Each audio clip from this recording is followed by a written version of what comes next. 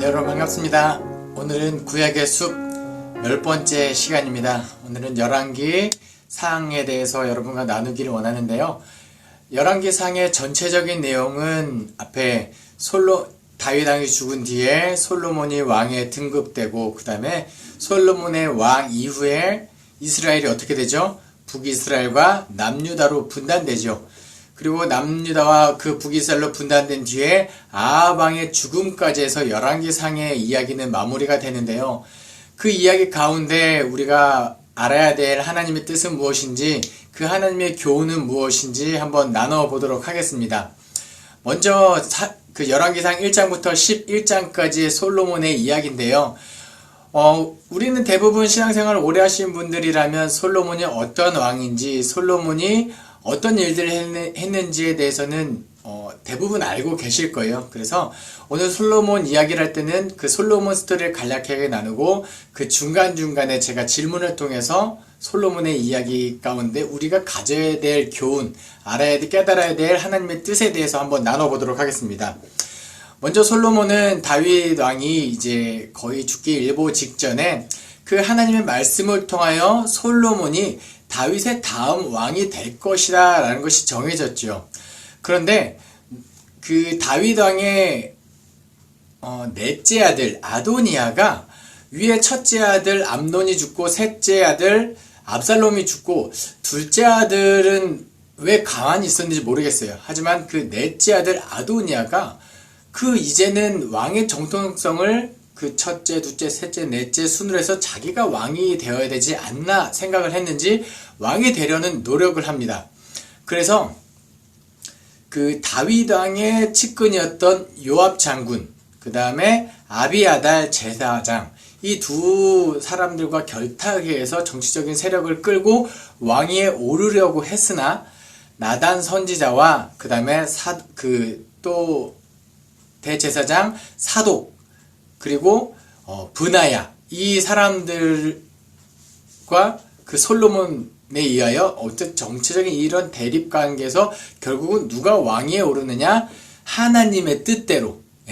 저는 정치적인 이런 싸움에서 솔로몬이 왕이 됐다고 생각하지 않습니다. 하나님의 뜻대로 결국 솔로몬이 왕위에 등극하게 되지요.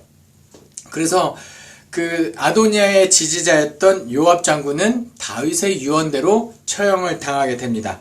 그리고 아비아달 제사장은 차마 죽음을 당하지 못하고 그의 고향 아나돗으로 귀양살이를 하게 되죠. 나중에 이 아나돗에서 선지자가 또 유명한 선지자가 세워지는데 그가 누구냐면 예레미야 선지자가 나중에 아나돗에서 이제 선지자로 등장하게 되죠.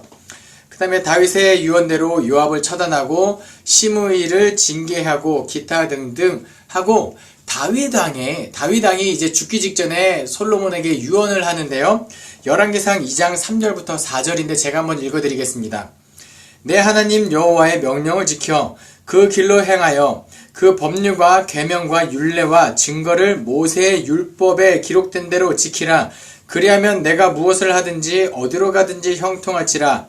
여호와께서 내 일에 대하여 말씀하시기를 만일 내 자손들이 그들의 길을 삼가 마음을 다하고 성품을 다하여 진실이 내 앞에서 행하면 이스라엘 왕위에 오를 사람이 내게서 끊어지지 아니하리라 하신 말씀을 확실히 이루게 하시리라. 아멘. 다윗의 유언을 들으면 누구의 마지막 말들이 여러분 떠오르십니까? 그쵸? 모세의 유언, 그리고 여호수아의 유언, 그 다음에 사무엘의 유언 등등 많은 선지자, 많은 지도자들이 마지막에 하고 싶었던 말, 성경이 궁극적으로 하고 싶었던 말, 구약성경 그 율법이 하고 싶었던 말, 내 하나님 여호와의 명령을 지켜 그 길로 행하여 법률과 계명과 율례 곧 여호와의 율법, 하나님의 뜻을 지켜라. 이것이 다윗의 마지막 말이었습니다. 솔로몬이 어떻게 됐을까요? 다윗의 유언대로 다 지킵니다. 요압을 처형하고요. 아도니아를 숙청하고요. 시므이를 징계하고 아비아다를 저희 멀리 아나돗으로 귀양살이 보내고 다윗의 명령을 다 지켜 행하고 나라가 든든해졌다. 이것이 열왕기상 2장에 기록이 되어 있습니다. 여러분, 그런데 솔로몬이 나라가 든든해진 다음에, 나라를 안정시킨 다음에 한 첫 번째 행동이 무엇이었을까요? 다윗이 했던 첫 번째 행동은 하나님의 언약궤를 가지고 오는 거잖아요. 그리고 제사를 지냈죠. 솔로몬이 한 것은 뭐냐면 기브온 산당에 가서 하나님께 일천번제를 드립니다. 여러분이 일천번제는요, 한 번, 두 번, 세 번, 일천번제가 아니라 그 한 번의 제사에 1,000마리의 제물을 드려서 일천번제입니다. 하나님께 일천번제를 기브온 산당에서 드렸을 때 하나님 마음에 흡족하였고, 하나님이 솔로몬에게 묻습니다. 내가 내 마음에 흡족하니 원하는 것이 있다면 무엇이든지 구하라. 그때 솔로몬이 무엇을 구했죠? 우리가 잘 알다시피 지혜가 아니라 열왕기상에서는 하나님 저에게 듣는 마음을 주십시오 라고 하죠. 듣는 마음, 그것은 하나님의 말씀을 내가 듣겠습니다.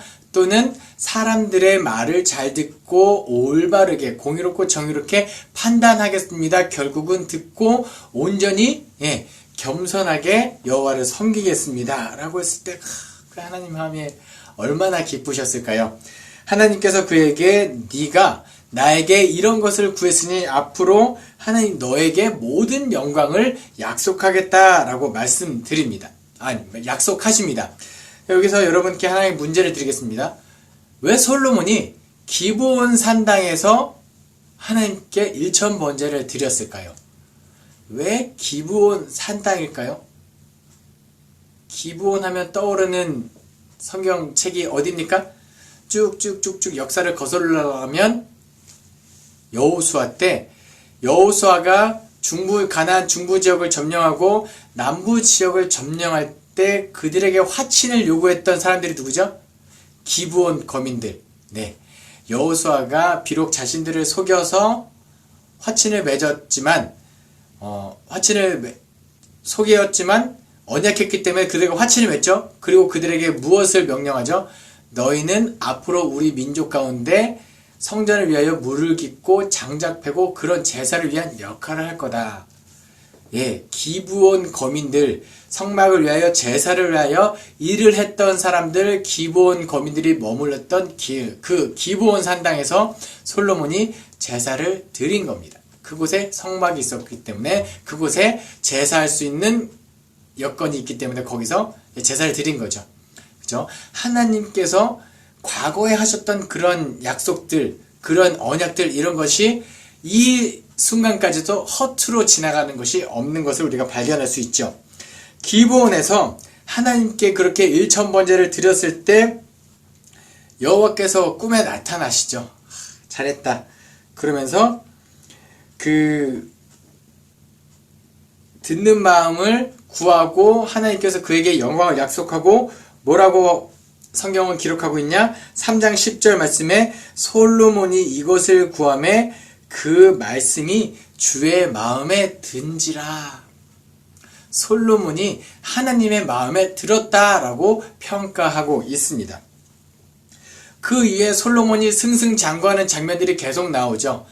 그 중에 한 가지가 여호와께 받은 지식으로 말미암아 공의로운 재판, 너무 유명한 재판이 나오죠. 두 여인이 와서 이 아들이 내 아들이다 저 아들이다 했을 때 솔로몬이 어떻게 판결을 내리죠? 아이를 반으로 갈라라, 그래서 나눠줘라 했을 때 아닙니다, 차라리 저 여인에게 주십시오 했던 여인과 그렇게 나눠서 나에게 주십시오. 결국은 어머니의 사랑을 확인하여 친어머니를 판결한 솔로몬의 재판이 그 위에 기록되어 있습니다.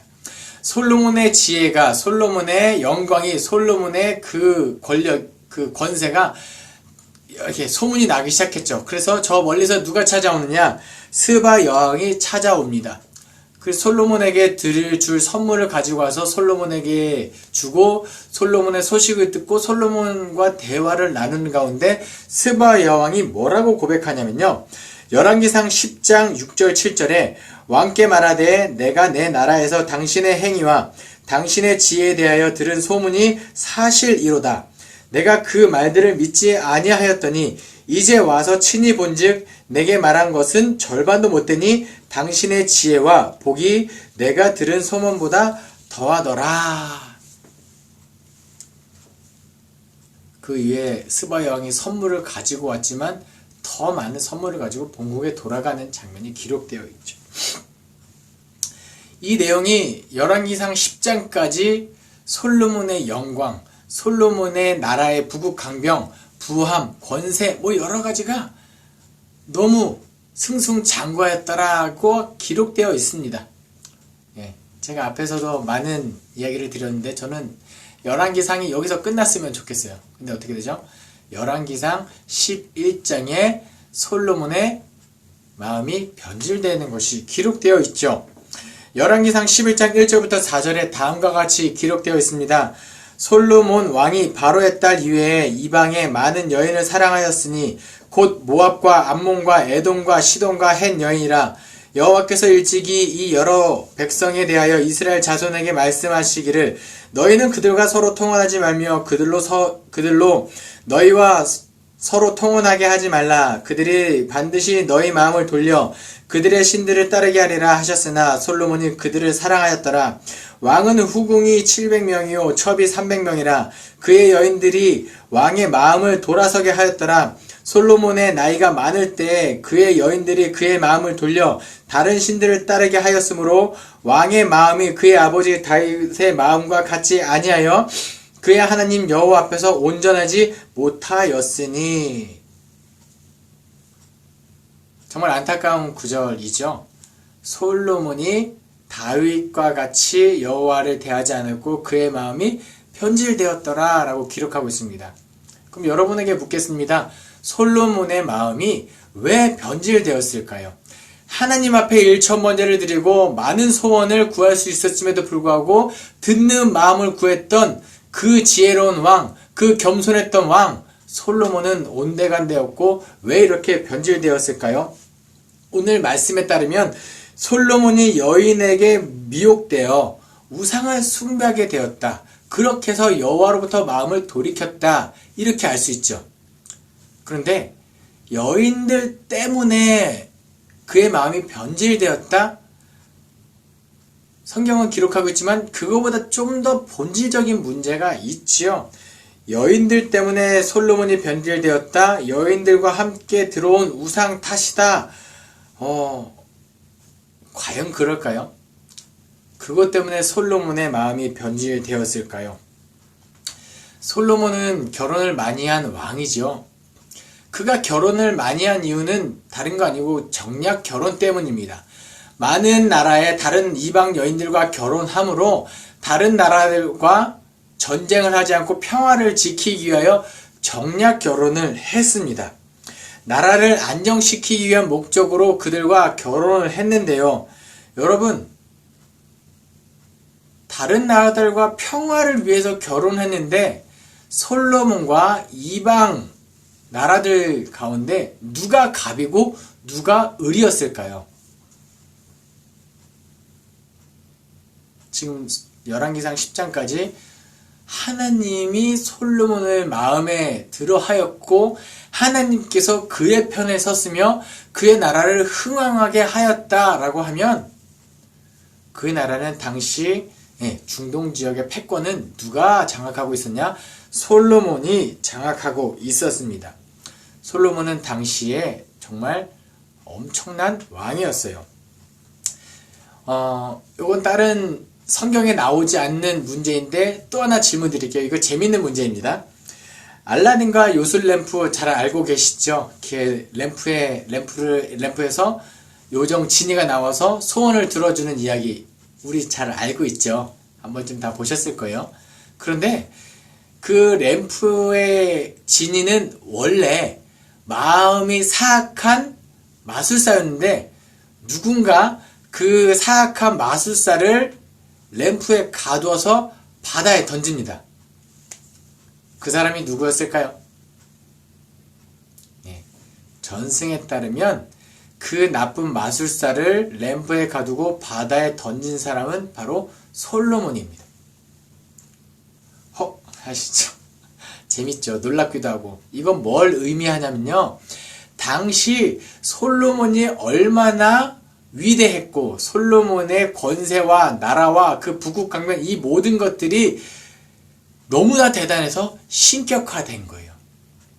솔로몬의 신격화된 모습. 그러니까 뭔가 솔로몬이 을의 입장이었기 때문에 이방 여인들이 가지고 온 우상을 받아들일 수밖에 없었다. 그게 아니에요.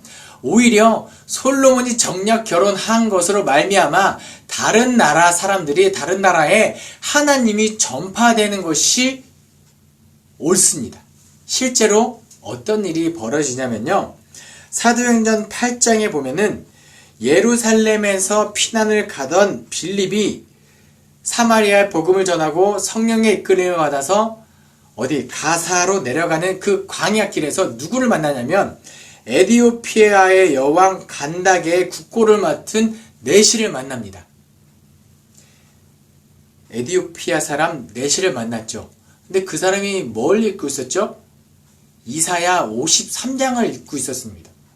왜 에디오피아 여왕의 국고를 맡은 내시가 그 길에서 광야의 길에서 53장, 이사야 53장을 읽고 있었을까요? 뭐 예루살렘의 특산물이 이사야 책이었나요? 그거 아니잖아요. 그 사람이 이사야 53장 책을 읽고 있었던 건 결코 우연이 아닙니다. 에디오피아는 뭔가 구약의 성경, 그 율법, 그 내용들이 계속 전파되고 있던 나라였기 때문이에요. 왜죠? 그 나라가 에디오피아가 무슨 나라기에? 네, 에디오피아를 건국한 왕은 누구냐면요. 솔로몬의 지혜를 시험하고자 왔던 그 시바 여왕과 솔로몬 사이에서 태어난 아들이 에디오피아를 건국했습니다. 그러니까 에디오피아에 하나님의 율법이 전해지고 하나님의 역사가 에디오피아의 역사 가운데 이어지고 있었기 때문에 이사야 53장이 그 나라에 있던 거예요. 자, 제가 여기서 뭘 말씀드리고 싶냐? 솔로몬이 정략 결혼했죠. 그 여인들 가운데 그 시바 여왕이 있던 거예요. 그러니까 솔로몬으로 말미암아 정략 결혼했다면 솔로몬의 영향력이 다른 나라에 전파되는 것이 맞습니다. 그러니까 이방 여인들에 의하여 솔로몬이 변질된 것이 아니라 솔로몬의 내면이 하나님을 떠났기 때문에 여인들에 의하여 우상이 들어온 거예요. 솔로몬의 마음이 먼저 변질됐기 때문에 이방 여인들이 가져온 우상에 의하여 여호와를 더 멀리 떠났다, 이렇게 받아들이는 것이 맞습니다. 솔로몬이 왜 변질되었을까요? 솔로몬의 변질을 이야기하는 11장 4절에서 이렇게 기록되어 있습니다. 솔로몬의 나이가 많을 때 그의 여인들이 그의 마음을 돌려 다른 신들을 따르게 하였으므로 왕의 마음이 그의 아버지의 마음과 같이 아니하여 그의 하나님 여호와 앞에 온전하지 못하였으니, 솔로몬이 나이가 많을 때 그가 하루아침에 여호와를 떠난 게 아니에요. 그가 나이를 먹으면서 한 살 한 살 나이가 많으면서 오랜 세월 가운데 점차 여호와를 떠나게 된 겁니다. 어떻게 해요? 아마 나도 모르는 사이에 악한 마음이, 우상의 마음이, 그 위대했던 왕 하나님의 마음에 들었던 그 왕의 마음이 야금야금 악에 잠식되어 결국에는 여호와의 명령을 떠나게 된 겁니다. 왜 그렇게 됐을까요? 열왕기상 9장에 이렇게 기록되어 9장 4절에 다음과 같이 기록되어 있습니다.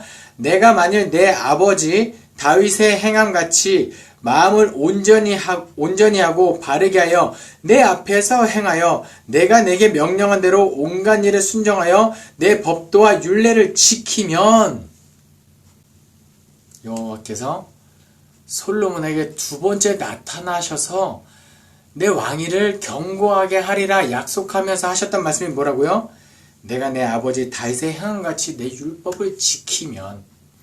다윗이 유언합니다. 모세의 율법, 하나님의 율법을 지켜라. 그 다음에 여호와께서 두 번째 나타나서 말씀하십니다. 내 법도와 율례를 지켜라, 율법을 지켜라 라고 이야기하죠. 다윗의 유언을 지키지 않습니다. 하나님의 당부를 지키지 않습니다.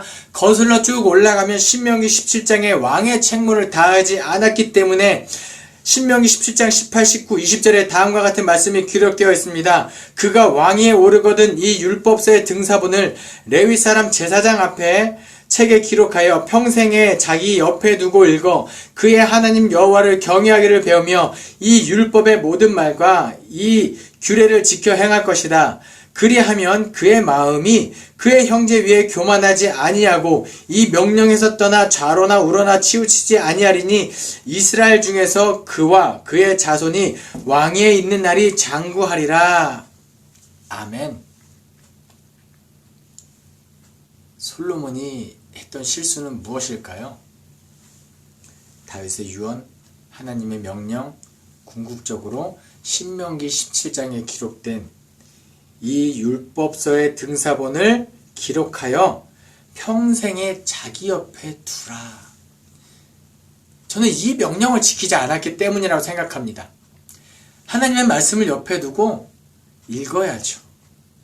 조금씩 옆에 두고 성경을 펼치지 않았기 때문에 하나님의 말씀과 오늘 읽어야지, 내일 읽어야지, 조금씩 하나님의 말씀을 멀리하다가 어느새 하나님을 돌아서게 된다라는 것. 우리는 아마 이 강의를 지금 듣고 계신 분들이라면 오랫동안 신앙생활을 하셨을 거예요. 그만큼 성경에 관심이 있으신 분들이 저는 이 강의를 듣고 있다고 생각합니다. 여러분, 성경 통독하시기 바랍니다. 하나님의 말씀을 내 옆에 두어 하나님의 말씀을 읽는 것을 멀리하지 않기를 바랍니다. 그냥 내가 그동안에 신앙생활했던 내가 받은 은혜를 의지하지 마시기 바랍니다. 내가 계속해서 성경을 옆에 두고 읽지 않으면 우리가 솔로몬처럼 되지 않는다는 거 누구도 보장하지 않습니다. 하나님의 말씀을 옆에 두고 날마다 하나님의 말씀을 묵상하는 그런 그리스도인 됐으면 좋겠습니다. 통독합시다.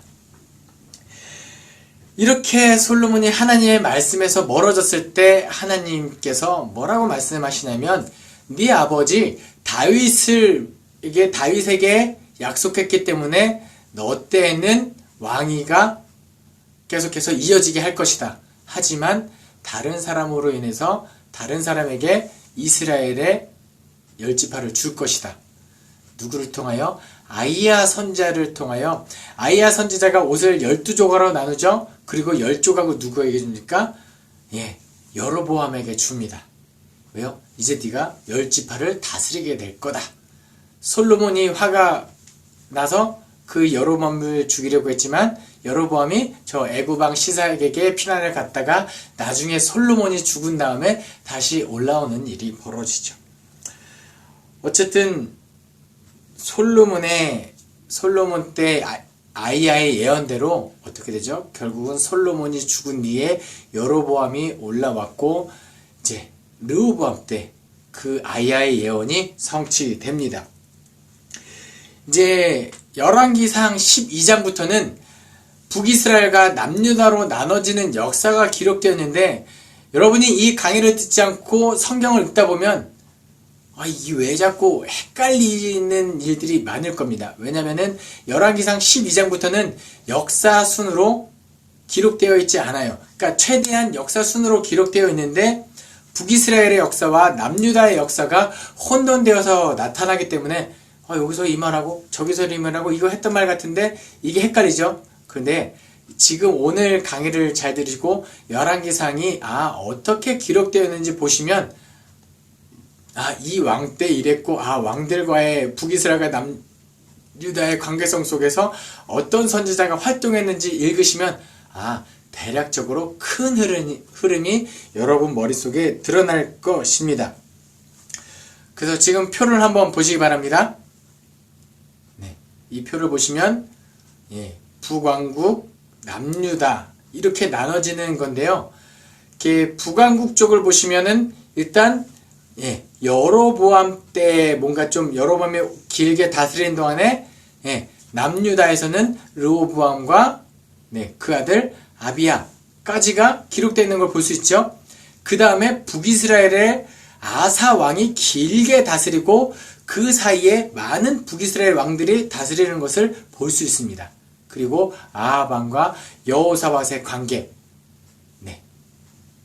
다시 표에서 이제 보시면 제가 그래서 단락을 이렇게 나눠서 첫 번째는 이제 열왕기상 12장부터 마지막까지는 한번 여로보암 때, 여로보암이 나라를 다스릴 때 남유다가 어떻게 됐는지, 그 다음에는 아사 왕이 다스릴 때 북이스라엘이 어떻게 됐는지 이 순으로 정리해서 내용을 설명해 드리도록 하겠습니다. 여로보암이 아히야의 예언대로 10개의 나라를 다스리게 되죠. 근데 그 예언이 어떻게 성취되느냐? 솔로몬이 죽은 다음에 그의 아들 르호보암이 왕위를 잇게 됩니다. 근데 그 솔로몬 때 하나님의 성전이 지어지죠. 그 다음에 솔로몬의 왕궁을 짓는 동안에 거의 한 40년 동안 그 이스라엘 사람들은 고된 일, 노역을 시달리게 되죠. 이제 솔로몬이 죽은 다음에 이스라엘의 많은 장로들, 이스라엘의 대표들이 와서 르호보암에게 부탁을 했거나 혹은 우리는 당신을 따를 텐데 이 조건을 들어주십시오 라고 하면서 뭐라고 이야기하냐면, 우리가 그동안에 솔로몬의 그 성전까지 짓는 동안에 힘이 들었으니 우리 지파별로 이제 돌아가서 이제 고역을 쉬게 하고 평안을 얻게 하십시오 라고 권면하고 요청합니다. 그때 르호보암이 뭐라고 이야기하죠? 바로 대답하지 않죠. 그 자신들과 어울렸던 젊은 사람들에게 가서 조언을 구합니다. 그 나이 장로들이 이 조건을 내걸었는데 내가 어떻게 하면 좋겠냐 라고 묻자 젊은 사람들이 뭐라고 하죠? 지금 이 나이든 장로들의 말을 따르면 이 젊은 사람들은 권력을 잡을 수가 없죠. 그래서 그랬는지 왕이시여 그들의 말대로 하지 마시옵소서. 그러면서 이 장로들이 편히 쉬게 해달라는 요청과 정반대되는 의견을 냅니다. 르호보암이 그 장로들에게 가서 뭐라고 이야기하죠? 내 아버지 솔로몬이 당신들을 채찍으로 다스렸으나 나는 정갈 채찍으로 더 혹독하게 다스릴 거다 라고 선포했을 때 이스라엘의 12개 지파 중에 10개의 지파가 그럼 우리는 당신을 지지하지 않겠습니다 하고 누구를 왕위로 세우죠? 여로보암을 왕위로 세웁니다. 그래서 그때부터 남유다와 북이스라엘로 갈라지는데 남유다에는 유다 지파와 베냐민 지파가 남고 나머지 지파가 북이스라엘로 갈라지게 되죠. 이 소식을 들은 르호보암이 내가 왕인데, 그리고 나서 이 분에 못 이겨서 군대를 이끌고 전쟁을 하러 갑니다. 이 동족 상잔에 비극이 일어나기 직전에 스마야라는 선지자가 나타나서 이 르호보암을 말리며 뭐라고 이야기하느냐. 열왕기상 12장 24절입니다. 여호와의 말씀이 너희는 올라가지 말라. 너희 형제 이스라엘 자손과 싸우지 말고 각기 집으로 돌아가라. 이 일이 나로 말미암아 난 것이니라 하셨다라 하신지라. 그들이 여호와의 말씀을 듣고 그 말씀을 따라 돌아갔더라. 아멘. 이것이 하나님의 뜻이라. 그러니까 너희는 싸우지 마라. 결국은 르호보암이 군대를 물리고 그때부터 본격적으로 북이스라엘과 남유다 분열 왕국이 시작됩니다. 그럼 이제 남유다는 남유다대로 북이스라엘은 북이스라엘대로 잘 먹고 잘 살면 되겠다. 그때부터 서로 따로따로 하나님을 예배하면서 하나님의 백성으로 살면 되겠다라고 해서 그냥 두 민족으로 쭉 가면 되는데 그게 그렇지 마음처럼 되지 않죠. 북이스라엘을 다스리는 여로보암에게 고민이 하나 생깁니다. 뭐냐면 율법에 기록되기를 이스라엘의 모든 자손들은 1년에 3번 예루살렘에 가서 하나님께 예배를 드려야 합니다. 6월절, 초막절, 7.7절, 초막절, 6월절, 7.7절, 초막절 이 3대 절기 때 예루살렘에 가서 예배를 드려야 해요. 분명히 북이스라엘에 속한 사람들이 우리는 예배 드리러 남유다에 가야 돼요. 그럼 여로보암이 어떤 고민하게 될까요? 혹시 이 북이스라엘의 백성들이 남유다 예루살렘에 가서 예배를 하러 갔다가 마음을 돌이켜 르호보암을 따르게 되면 그들이 나를 죽일까 하노라 하면서 어떤 정책을 펼치냐면 북이스라엘의 끝, 북쪽의 끝 단과 남쪽의 유서가 깊은 땅 베델에 단을 쌓습니다. 베델은 어떤 땅이죠? 야곱이 하나님께 제단을 쌓았던 곳, 하나님과 언약을 맺었던 곳, 이스라엘 대대로 내려오는 하나님의 집, 하나님의 집이라고 일컫는 땅이 베델이에요. 그러니까 사람들의 입장에서는 거기도 어찌 보면 성지죠. 그래서 베델과 단에 제단을 쌓고 금송아지 우상을 세워서 뭐라고 이야기하냐면 이 금송아지는 애굽에서부터 우리를 이끌어낸 너희의 신이다 라고 이야기합니다. 그리고 이때부터 더 이상 예배를 하기 위하여 하나님을 만나기 위하여 예루살렘으로 가지 않아도 된다 라고 선포를 해요. 이 이야기가 어디까지 이어지죠? 나중에 신약시대에 와서 사마리아 여인이 뭐라고 이야기합니까? 예수님께 묻죠. 우리의 조상들은 여기서와 저기서 베델과 단에서 이 사마리아 이 지역에서 예배하면 된다고 했는데 무엇이 옳습니까? 라고 이야기하죠. 그때 예수님께서 뭐라고 하죠? 여기서도 아니고 이 산에서도 아니고 저 산에서도 아니고 예배하는 때가 오나니 곧 영과 진리를 예배할 때라. 그러므로 영과 진리로 예배할지니라 이렇게 이야기되죠. 그러니까 그때 세웠던 그 제단, 그 역사 속에 계속 이어지죠. 말도 안 되는 거죠. 잘못된 거죠. 여로보암이 지금 큰 실수를 저지르고 있는 겁니다. 그래서 유다에 하나님의 사람이 올라옵니다. 그리고 여로보암의 그 죄를 책망하기 시작해요. 제단아 이야기하면서 하나님의 그 책망을 쏟아내기 시작합니다. 이것은 잘못된 거다. 손을 펼치고 사람들이 그 펼친 손을 막으려고 했는데 이미 하나님께서 그 손을 굽지 않게 만들어 끝까지 하나님의 뜻을 선포하게 됩니다. 그 하나님의 선포로 말미암아 제단이 갈라지고 그 제단이 무너지게 되지요. 그 유다의 하나님의 사람이 다시 본국으로 돌아가려고 할 때 그 북이스라엘의 한 늙은 선지자가 그를 쫓아옵니다. 그를 쫓아와요. 그리고 어떻게 하죠? 여기까지 왔으니까 음식을 먹고 가십시오. 식사를 대접하라고 합니다. 그런데 이때 그 베델에 그 유다에 올라왔던 하나님의 사람이 뭐라고 이야기하냐면 17절에서 열왕기상 13장 17절에서 여호와의 말씀이 내게 이르시기를 내가 거기서 떡도 먹지 말고 물도 마시지 말며 또 내가 오던 길로 되돌아 가지도 말라 하셨음이로다. 하나님의 뜻입니다라고 그렇게 선포했는데 이 늙은 선지자가 뭐라고 이야기하냐면 나도 선지자입니다 라고 이야기하고 미혹해하죠. 뭔가 하와를 미혹했던 사람의 그 뱀의 모습이 좀 떠오르긴 합니다. 그를 미혹하게 하고 하나님께서 나도 선지자인데 당신에게 음식을 대접하라고 했습니다. 그 유다에서 왔던 하나님의 사람은 누구의 말에 따라 행동했어야 되죠? 하나님의 뜻인데 그 늙은 선지자의 말을 따라서 음식을 먹었는데 그 음식이 어떤 음식이었냐? 우상에게 바쳐졌던 제사 음식입니다. 거룩하지 못한 음식을 먹은 그 실수로 말미암아 남유다에서 올라왔던 그 하나님의 사람은 죽임을 당하게 되죠. 뭔가 이 늙은 선지자도 나름의 선지자로서의 정체성이 있는지 그 선지자를 위해서 슬퍼하고 애곡하게 됩니다.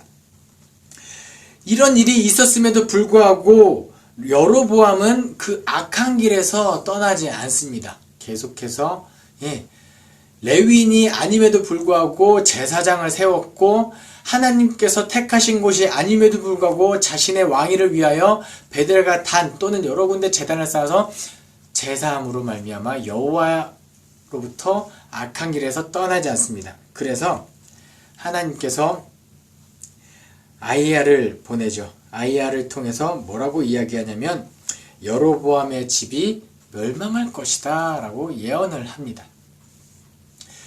그 여로보암의 아들 아비야가 그 병들어서 죽게 되었을 때 그의 아비야의 엄마가 변장하고 아히야를 찾아가죠. 근데 선지자가 이야기합니다. 변장하면 뭘 줄 알았습니까? 나 하나님의 사람이에요. 그러면서 내 아들이 반드시 병들어 죽을 것이다. 그리고 여로보암의 집이 악한 길에서 떠나지 않았기 때문에 멸망할 것이다 라고 예언을 하죠. 그 예언이 언제 성취되느냐? 나중에 여로보암의 아들 나답 때 그 아들이 죽임을 당함으로써 여로보암의 집이 이제 끊어지게 되는 예언이 성취되는 것을 볼 수 있습니다. 이 여로보암 때 또 여로보암의 아들 나답이 계속해서 여로보암의 집의 길로 그대로 행했기 때문에 끊어지게 됩니다. 르호보암은 어땠을까요? 여로보암 때 그 남유다의 왕이었던 르호보암 역시 하나님 보시기에 악을 행합니다. 그리고 그 르호보암의 아들 아비야 때도 계속 하나님 보시기에 옳지 않은 행동을 해요.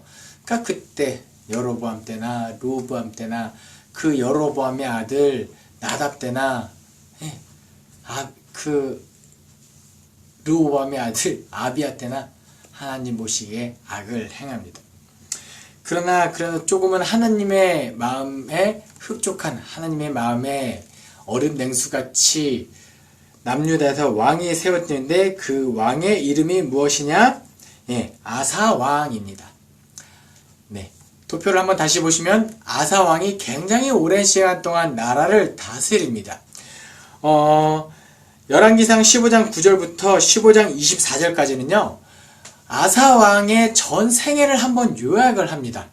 그리고 나서 이 요약을 다 마친 다음부터는 북이스라엘의 나머지 이야기들, 아사왕 때 있었던 북이스라엘 왕들의 이야기를 그 다음에 기록하고 있어요. 아사왕 때 어떤 일들이 이루어지느냐? 첫 번째, 15장 11절입니다. 아사가 그의 조상 다윗같이 여호와 보시기에 정직히 행하여 라고 이야기합니다. 그가 초반에 우상을 타파합니다. 우상 아세라를 만들었던 그의 어머니 마아가를 폐위시키기까지 하나님의 뜻에 흡족하게 나름의 종교개혁을 일으키죠. 우상을 없애고 그 우상을 따랐던 어머니를 폐위시키기까지 여호와 보시기에 정직한 일을 행합니다. 끊임없이 여호와 보시기에 온전한 일을 행했던 아사 왕입니다.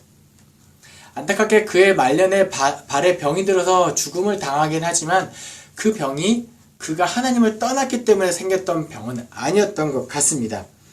근데 뭔가 아사 왕 때 하나님 보시기에 온전히 행해서 하나님이 오랫동안 나라를 다스리게 했는데요. 실제적인 그 생활은 순탄치는 않았던 것 같습니다. 성경에 기록되기로 유다왕 아사 때 그 바하사와 끊임없이 전쟁을 했다라고 기록하고 있는데요. 바하사가 어떤 일을 꾸미느냐? 이제 여로보암이 그 북이스라엘의 사람들이 남유다로 내려가지 못하게 그죠 제단을 쌓은 것처럼 라마라는 지역에 건축물을 짓고 사람들이 이제 남유다로 못 가게 막기 시작합니다. 그런데 아사왕 혼자서는 그 바하사 왕과 대결해서 이길 수 없었던 것 같습니다. 뭔가 전투력의 차이 이런 게 있었나 봅니다. 그래서 저기 아람 왕 베나닷에게 그 도움을 요청하고 두 나라가 동맹을 맺어서 그 라마 지역에 건축했던 그 건축물을 다 없애고 나중에 북이스라엘을 무찌르는 장면까지 남유다 왕 때 이야기가 기록되어 있습니다. 남유다 왕 그 아사의 일을 기록을 마치고 그 다음에 아사 때 북이스라엘은 어떤 역사가 기록되어 있느냐 보세요. 여로보암 다음에 그 아들 나답을 죽인 사람이 누구냐? 엘라입니다.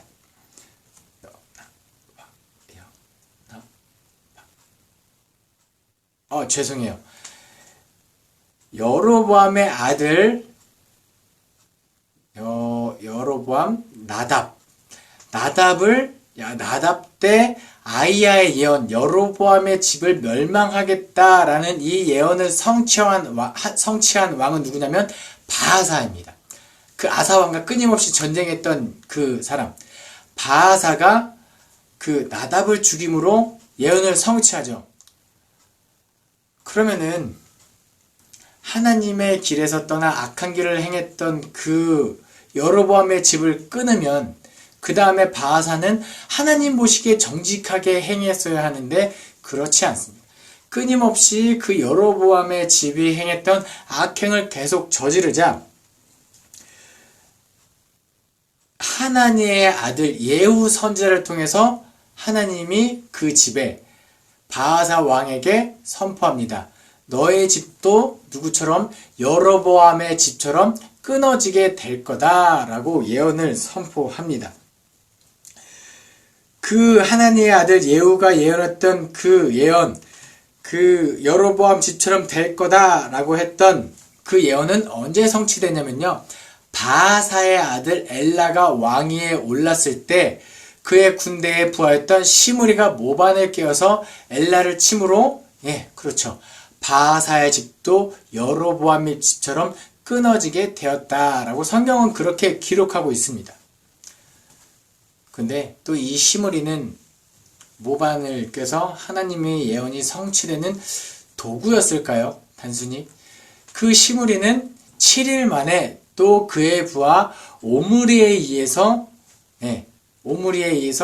이렇게 처형이 아니라 이렇게 모반해서 죽임을 당하고 그때부터 북이스라엘은 오므리 왕조가 세워집니다. 왜 제가 오므리 왕조라고 말씀드릴까요?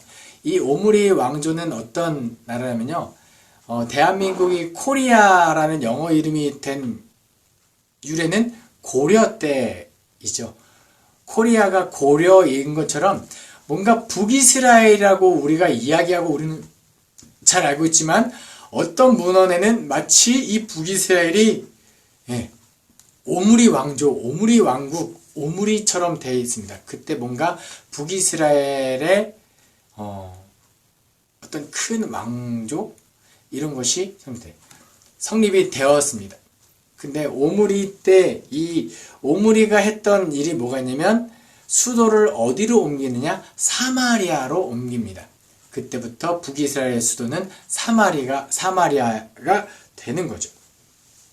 근데 오므리 왕조에서 오므리는 이제 더 이상 중요한 이야기가 나오지 않고 그의 아들 아합 왕 때에 많은 일들이 이루어지게 됩니다. 성경에서 아합 왕을 뭐라고 표현하냐면요. 열왕기상 16장 30절에 오므리의 아들 아합이 그의 이전의 모든 사람보다 여호와 보시기에 악을 더욱 행하여. 그러니까 성경에 기록된 왕 중에 제일 나쁜 왕이 어쩌면 아합 왕이겠죠. 이렇게 결론 맺고 가장 여호와 보시기에 더욱 악을 행하였더라라고 이야기하면서 이 16장부터 끝까지 아합의 이야기가 기록되어 있습니다. 아합은 어떤 악행을 저지르느냐? 첫 번째, 이세벨과 결혼을 하게 됩니다. 이세벨과 결혼하게 되므로 그 이세벨과 함께 들어온 바알 신이 아주 이제 이스라엘 쑥대밭으로 만들죠. 풍요의 신 바알, 그 다음에 아세라, 이런 우상이 이제 여호와 하나님의 민족들을 완전히 잠식하게 되는 거예요. 아합이 저질렀던 끔찍한 일 첫 번째가 이세벨과 결혼함으로 하나님의 민족이 아니라 이 바알의 민족이 되게 했다라는 것. 두 번째, 아합 왕 때 유명한 이야기가 뭐냐? 대선지자 엘리야의 활동입니다. 그 아합 왕 때 엘리야가 어떤 활동을 했냐면 가뭄을 예언하죠. 그래서 큰 기근이 듭니다. 그리고 나서 우리가 너무나도 잘 알고 있는 바알과 아세라 선지자와 엘리야의 그 갈멜산 전투, 영적인 전투지요. 제단을 쌓고 하늘에 불이 내리기를 간절히 기도했지만 그 바알과 아세라 선지자들이 몸을 찢고 자해를 하면서 아무리 부르짖어도 하는 그 제단에 불은 내리지 않았지만 엘리야가 혼자 기도했을 때 그 영적 전투에서 이기죠. 그때 엘리야가 뭐라고 이야기하냐면 이스라엘 백성들에게 너희가 어느 때까지 둘 사이에서 머뭇머뭇하려느냐. 여호와가 만일 하나님이면 그를 섬기고 바알이 만일 하나님이면 그를 섬겨라 라고 책망했을 때 백성들이 아무 말도 못합니다. 여기까지 했을 때 하나님의 영적 전투가 이기면 여기서 모든 상황이 역전되면 좋은데 우리가 잘 아는 바와 같이 엘리야는 도리어 이세벨에 의하여 쫓기는 신세가 됩니다.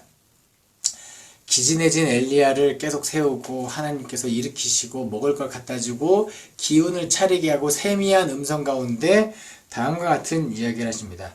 너에게 아직 할 일이 남았다. 그리고 바알에게 무릎 꿇지 않은 7,000명이 있으니 너는 주저앉지 말고 너는 내가 지시할 일을 해라. 그것이 무엇이냐?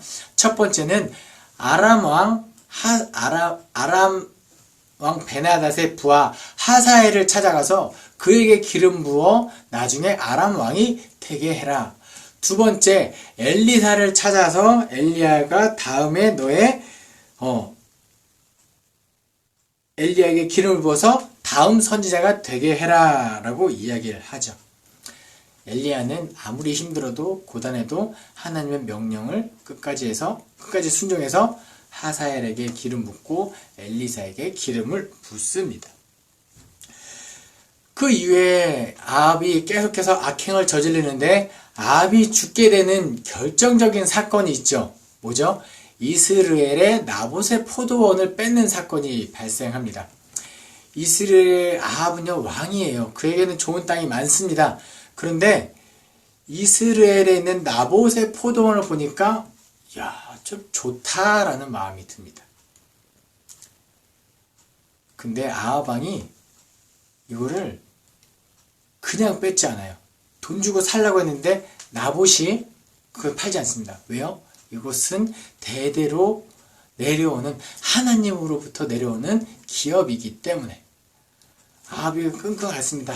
그래도 저 땅을 갖고 싶은데 그때 이세벨이 꾀를 내서 그 나봇을 모함했고 왕을 모함했던 이런 제목으로 처형당하게 하고 주인이 없어진 그 땅을 아합이 차지합니다. 엘리야 선지자가 예언을 하죠. 나봇의 포도원을 뺏은 그 죄로 말미암아 이스라엘 그 나봇의 피가 흐른 것처럼 아합이 피를 흘릴 것이고 개들이 와서 그 피를 핥게 될 것이다. 그리고 이세벨 마찬가지로 그가 죽임을 당할 것이고 개들이 와서 그 시체를 먹고 새들이 와서 그 시체를 쪼개 될 것이다 라는 예언을 해요. 나중에 다 이루어집니다. 그렇게 나봇의 포도원을 뺏은 그 사건 이후에 또 계속해서 아합의 이야기가 기록되어 있죠. 아람 왕과 그 길르앗 나못 지역에서 끊임없이 전쟁이 이루어져야 아람과 한 번, 두 번 계속해서 전쟁을 하죠. 그런데 저는 하나님의 입장은 참 알다가도 모를 것 같습니다. 아람과 정말 여호 보시기에 악한 왕이 전쟁을 하면 누가 이길 것 같습니까?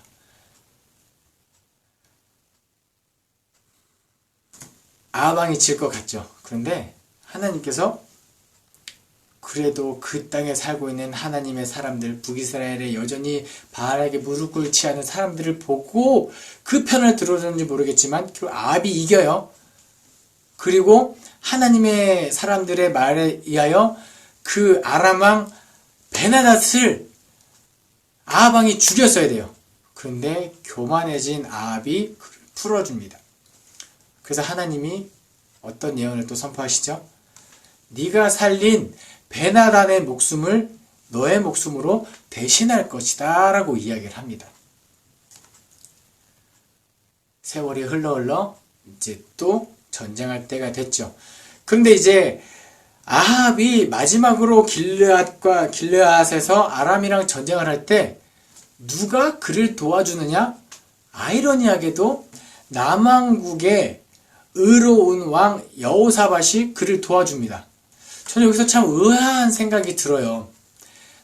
그렇게 북이스라엘과 남왕국이 그렇게 치고받고 싸우고 아사 때 바하사랑 전쟁했고 분명히 아사 왕이 살아있는 동안에 오므리 왕조와도 계속 전쟁이 있었을 것 같은데 참 신기하게도 그 제일 악한 왕 아합과 남왕국의 몇 안 되는 의로운 왕 여호사밧이 사돈관계를 맺습니다.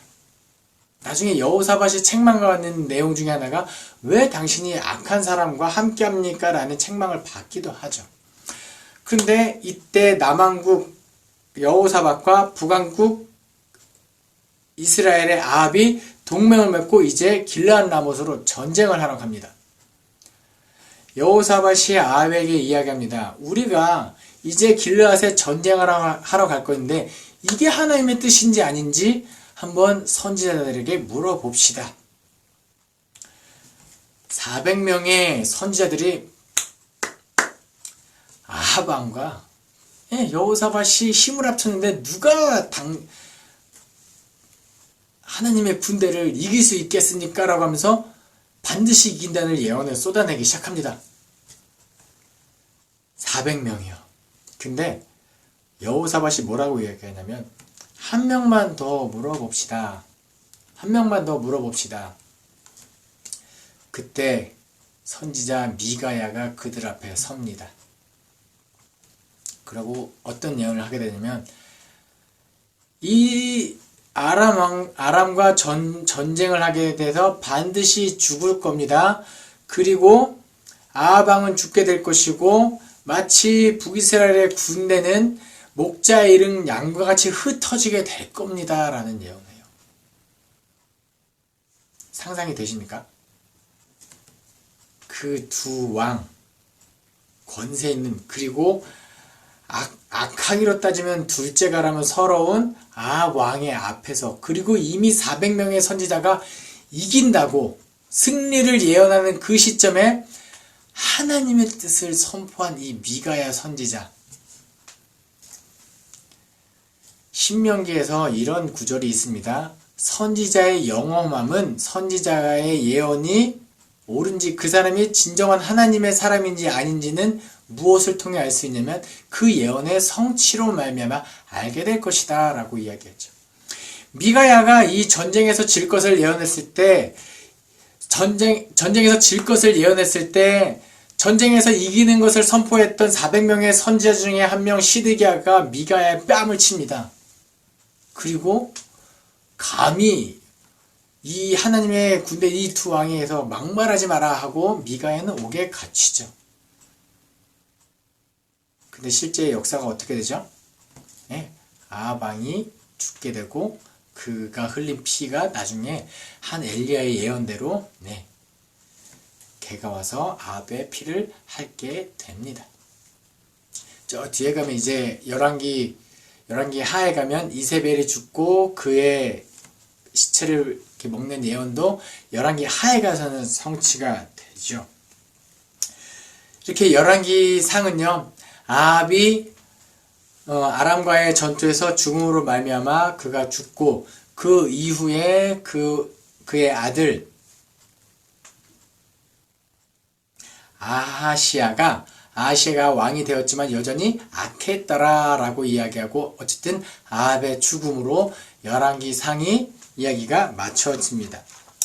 여기서 이 열왕기 상까지 이야기했을 때 우리가 그럼 열왕기 상의 내용을 통해서 어떤 교훈을 가져야 할까요? 첫 번째로 솔로몬을 비롯한 많은 왕들이 있습니다.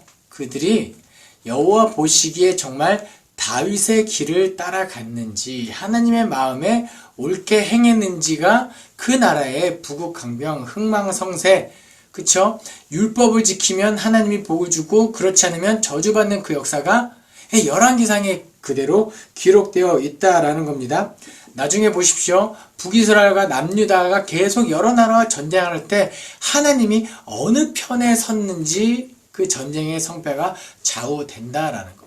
세 번째로 그 나라의 역사가 이루어지는 가운데 하나님의 선지자들이 예언을 선포하죠. 그 예언이 허투루 이루어지는 게 없다라는 것. 그리고 무엇보다도 그 하나님의 선포가 실제로 이루어지는 것으로 말미암아 하나님의 말씀이 진리가 된다라는 것.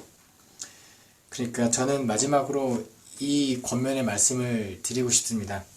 하나님의 선포, 그 복음의 메시지가 진리가 되기 위해서는 우리의 삶이 그것을 뒷받침해줘야 한다. 저는 열왕기상을 마치면서 이 권면을 여러분들에게 드립니다. 아무쪼록 하나님의 뜻에 합당한 그런 그리스도인으로 우리 열왕기상을 통독하면서 그 마음을 품을 수 있었으면 좋겠습니다. 기도하겠습니다. 사랑이 많으신 하나님 아버지 감사합니다. 오늘도 열왕기상을 통하여 하나님의 뜻을 우리에게 깨닫게 하시니 감사드립니다. 우리가 율법을 가까이 하고 하나님의 말씀을 즐거이 할 수 있게 도와주시옵소서. 날마다 부어주시는 하나님의 뜻을 우리가 익히 깨달아 알 수 있게 도와주시고 하나님의 뜻대로 살아가는 하나님의 진리를 증거하는 증인의 삶을 살아낼 수 있게 하여 주시옵소서. 감사드리며 예수 그리스도의 이름으로 기도합니다. 아멘.